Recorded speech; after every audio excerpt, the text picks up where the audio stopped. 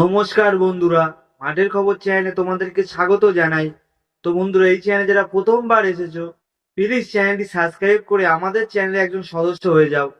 তো বন্ধুরা, আজকে তোমাদের সঙ্গে যে নিউজটা শেয়ার করব, লাল হলুদ সমর্থকদের মনে এখন একটাই বড় প্রশ্ন ঘুরপাক খাচ্ছে।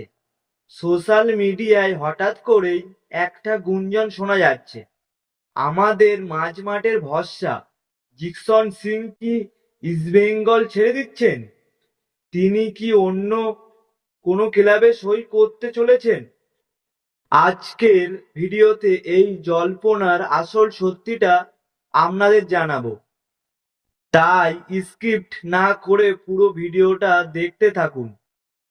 সবার আগে আসি জিকসন সিং এর কন্ট্যাক্ট বা চুক্তির ব্যাপারে।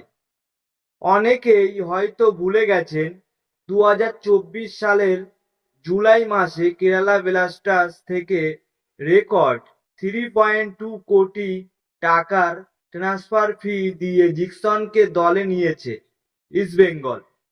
আর ম্যানেজমেন্টের ওর সাথে কিন্তু কোনো ছোটখাটো চুক্তি করেনি।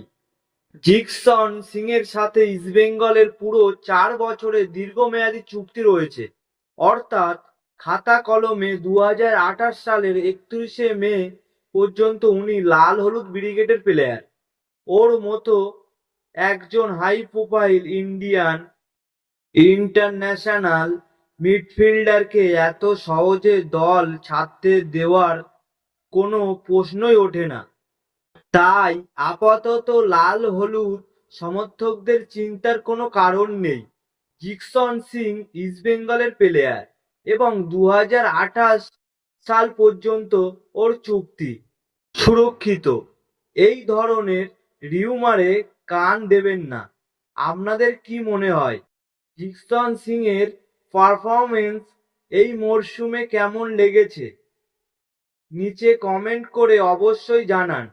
ভিডিওটি ভালো লাগলে লাইক ও শেয়ার করতে ভুলবেন না।